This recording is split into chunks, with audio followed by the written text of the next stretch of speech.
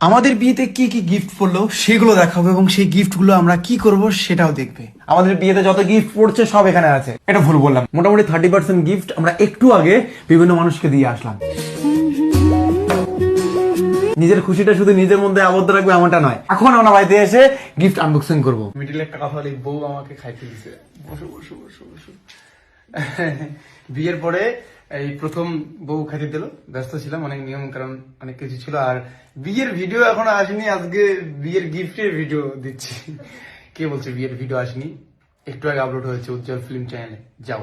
বিয়ের এই একটাই ভিডিও, এটাই মেন ভিডিও, এটা উজ্জ্বল ফিল্ম চ্যানেলে আসে, যাও। এই বউরানির জন্য একটা গিফট বলা চলে, মানে দেখো টাকা পয়সা এইসব গিফট না, মানে আজ গেছে কাল নেই, কিন্তু এই একটা স্মৃতি থাকবে সোশ্যাল মিডিয়া এবং হাজার মানুষের জীবন স্মৃতি হয়ে থাকবে। এটা কি বলতো, একটা ভিডিও, একটা মিউজিক ভিডিও যেখানে পুরো বিয়ের সিন আছে, বিয়ের পরে সাংসারিক জীবনের কিছু সিন আছে, লিপসিং আছে। এই গানটার নাম হচ্ছে ও পাগলি রে, উজ্জ্বল ফিল্মে আছে। যাও দেখো, গানটা রিল বানাও, আর আমাদের ফটো ভিডিও পোস্ট করছো না, এই গানটা ব্যাকগ্রাউন্ডে লাগাও। গানটা লিখেছি আমি, পুরো প্ল্যানিং করে গানটা আমি বানালাম আমার টিমকে দিয়ে। এটা শুধু অ্যাঞ্জেলের জন্য, কথাগুলো সব মন থেকে লিখেছি, মন থেকে। এক কথায় এই পাগলির এই গানটা উজ্জ্বল ফিল্মে আসছে, দেখো। এটা প্রমোশন নয় বন্ধু, এটা জানালাম যে হ্যাঁ আমাদের বিয়ের ভিডিও নিয়ে যদি এত কথা, তো এই বিয়ের ভিডিও দিলাম। আর এখন আমি খাওয়া দাওয়া করি।